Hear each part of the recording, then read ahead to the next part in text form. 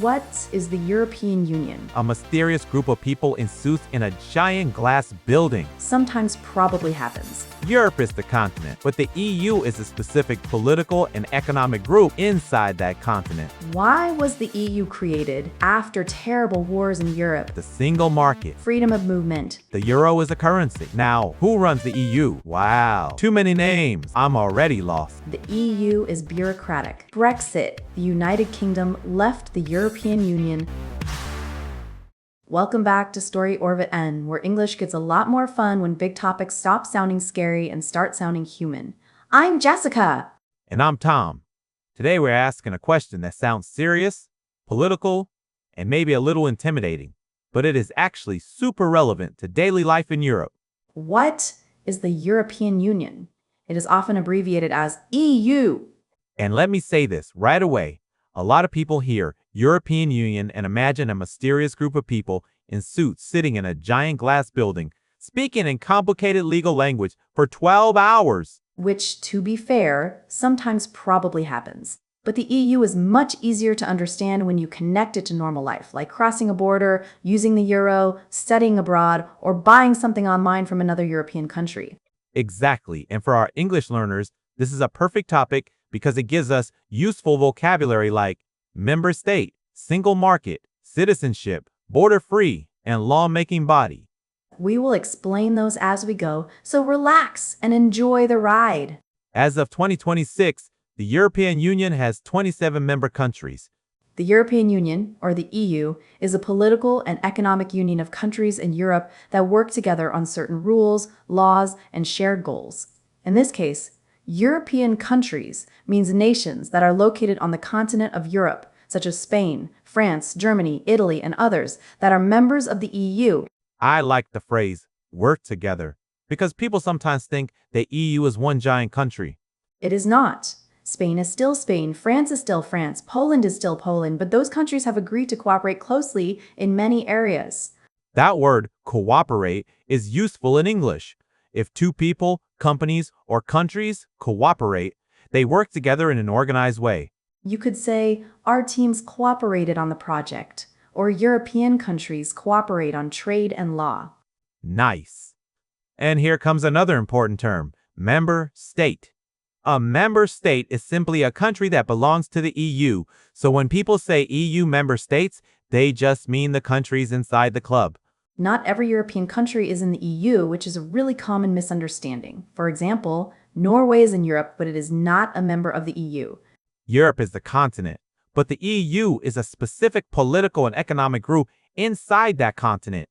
The 27 member countries, as of 2026, are Austria, Belgium, Bulgaria, Croatia, Cyprus, Czechia, Denmark, Estonia, Finland, France, Germany, Greece, Hungary, Ireland, Italy, Latvia, Lithuania, Luxembourg, Malta, Netherlands, Poland, Portugal, Romania, Slovakia, Slovenia, Spain, and Sweden. Now, why was the EU created in the first place? Because after terrible wars in Europe, leaders wanted closer cooperation so that peace would be more likely and conflict would be harder. The modern EU was officially created by the Maastricht Treaty, which was signed in 1992 and entered into force on 1 November 1993, but its roots go back to earlier European cooperation after World War II. I always find that history important because the EU was not invented just to make paperwork more interesting. It came from a serious idea that countries that are economically and politically connected are less likely to fight each other. That is one reason the story of the EU is often described as a peace project as well as an economic project. And let's pause on the phrase roots go back. If something goes back to an earlier time, it started earlier than the main event you are discussing. Example, her interest in astronomy goes back to childhood. Nice example. So someone asks, what does the EU actually do? The easiest answer is that it helps member countries make common rules in certain areas and creates a framework for cooperation. One of its biggest achievements is the single market. Ah, yes, the single market. That phrase sounds technical, but the idea is surprisingly simple. The EU single market aims to let goods, services, capital, and people move more freely across participating countries with fewer legal, technical, and bureaucratic barriers. That sentence contains a lot of gold for English learners. First, Aims to means tries to or has the goal of. Second, barriers are obstacles, things that block or slow movement. So, a barrier could be a physical wall, but it could also be a legal rule, extra paperwork, or a complicated system. In daily English, you can say, high costs are a barrier, or a language can be a barrier at first. And in the EU context, the single market means that doing business across borders can be easier than if every country used completely separate systems. It also helps explain why many people in the EU can move, work, study, or do business in another EU country more easily than people from outside the EU. That part is huge for real life. EU citizenship gives people rights that include living, working, and studying in another EU country, subject to the relevant rules and procedures. So, when people talk about freedom of movement, they are talking about a practical thing, not just a slogan. Exactly. Imagine you're from Spain and want to study in Italy, or you're from Germany and want to work in the Netherlands. Because both countries are in the European Union, the process is usually quite simple. As an EU citizen, you can move to another EU country, live there, study there, or look for a job without needing a traditional visa. In many cases, you just travel with your passport or national ID card, register your address after you arrive, and then continue your studies or work according to the local rules. And that is a good moment to compare it with something outside the EU. For example, imagine someone from France who wants to move to the United States to study or work. In that situation, the process is much more complex. That person usually needs to apply for a visa before going, provide documents, sometimes attend an interview at a consulate, and show proof of things like admission to a university, financial support, or a job offer. Exactly. And the word visa is useful vocabulary here. A visa is an official authorization that allows a person to enter or stay in a country for a specific purpose, like tourism, work, or study. For example, someone might say, I need a student visa to study in the United States, or she applied for a work visa in Canada. So the contrast is quite clear.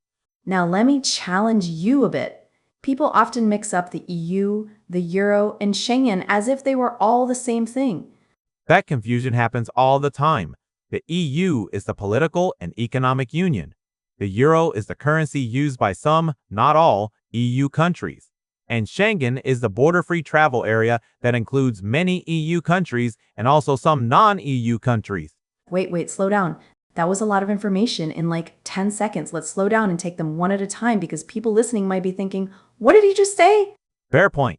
So, the euro is simply a currency, like dollars or pounds, the money used in many EU countries, such as Spain, France, Germany, and Italy.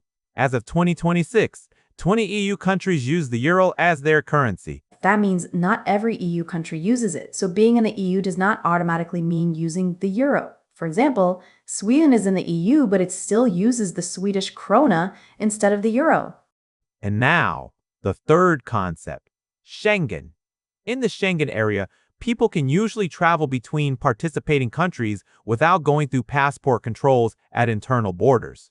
The Schengen area currently includes 29 countries, made up of 25 EU member states and 4 non-EU countries. In most cases, internal border checks between those countries have been removed.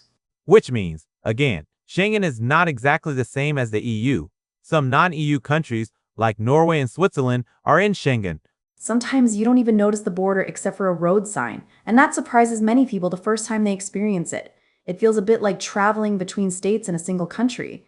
Now, another common question is, who runs the EU? One key institution is the European Commission. The Commission proposes laws, helps manage EU policies and spending, and works to make sure EU law is applied properly. Another key institution is the European Parliament.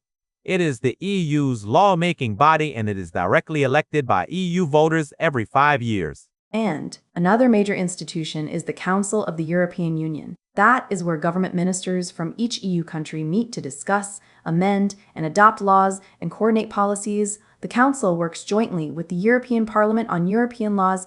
Then there is the European Council, which is different from the Council of the European Union, because the EU clearly decided that naming things in the easiest possible way would be boring. Yes, the names can definitely confuse people at first. The European Council brings together EU leaders and sets the overall political agenda. And we should mention the Court of Justice of the European Union too. Its role is to interpret EU law and make sure it is applied in the same way across EU countries, and it also settles certain legal disputes. Wow, too many names. I'm already lost. Don't worry, listeners, if this feels confusing at first. So, if we simplify, the Commission proposes, the Parliament and the Council make laws, the European Council sets political direction, and the Court checks the legal interpretation. That is not the whole constitutional story, but it is a very solid beginner-friendly map. People sometimes say the EU is bureaucratic. That adjective means an organization uses a lot of formal procedures, rules, administration, and paperwork. And depending on the speaker, bureaucratic can sound neutral or slightly negative. Example, the visa process was very bureaucratic. It usually suggests things are a bit slow, formal, or complicated, which brings us to a fair point. Some people admire the EU for cooperation, peace, common standards, and mobility. Other people criticize it for complexity, distance from ordinary voters, or too much regulation. And that contrast is important. Another fact that many people know is Brexit. The United Kingdom left the European Union on 31 January 2020, so it is no longer an EU member state. The decision came after a national referendum in 2016, when voters in the UK were asked whether the country should remain in the EU or leave it. A referendum is when citizens vote directly on a specific political question. In that vote, a majority chose to leave the European Union, which started several years of negotiations about how the UK would exit the EU system. Those negotiations involved questions about trade, borders, travel rules, and economic agreements between the UK and the EU. And the process took several years, which shows that leaving an international union like the EU is not something that happens overnight. That event also reminded people that EU membership is political and historical, not just geographic. In other words, a country can be in Europe geographically, but still choose not to be part of the European Union or decide to leave it, as the United Kingdom did. Let's take a moment to clear up a few common myths about the EU. Myth number 1. The EU and Europe are the same thing. False. Europe is the continent, and the EU is a union of 27 countries within Europe. Myth number 2. Every EU country uses the euro. Also false. As of 2026, 20 EU countries use the euro. Myth number 3. EU and Schengen mean the exact same thing. Again, false. Schengen includes 29 countries, and not all of them are in the EU. Myth number 4. The EU is just about money. Nope. It is about economics, yes, but also law, mobility, citizenship, institutions, and political cooperation. Let's ask listeners something. Before this episode, which of those myths did you secretly believe? Be honest. We are friendly people here. Especially Tom, who has definitely never confused the Council, the European Council, and the Council of the European Union in his life. Not once. Absolutely never. That sounded suspiciously specific. Moving on. Let's do a gentle recap for listeners. Today, we talked about what the European Union, or the EU, actually is. It is a political and economic union of 27 countries in Europe that cooperate on certain laws, policies, and economic systems. We also learned that the EU is not the same thing as Europe. Europe is the continent, while the EU is a group of countries inside that continent that decided to work closely together. Another key idea was the single market. That means goods, services, capital, and people can move more freely between EU countries with fewer barriers. And remember the word barrier. A barrier is something that blocks or makes something more difficult. It could be a wall, but it can also be a rule, paperwork, or a complicated process. We also talked about EU citizenship. This gives people certain rights, like living, working, or studying in another EU country more easily. Then we compare the EU with two things people often confuse with it: the euro and the Schengen Area. The euro is a currency used by many EU countries, and the Schengen Area is about travel. In most cases, people can cross borders between Schengen countries without passport checks. We also introduced some useful vocabulary today. Cooperate means to work together. A member state is a country that belongs to an organization like the EU.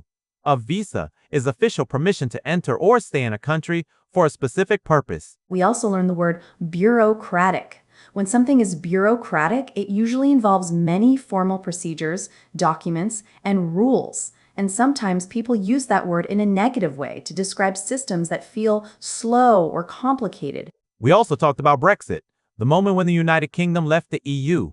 And that example helped us understand that EU membership is political. A country can join or even decide to leave. Now it is your turn. Tell us which fact about the EU surprised you the most.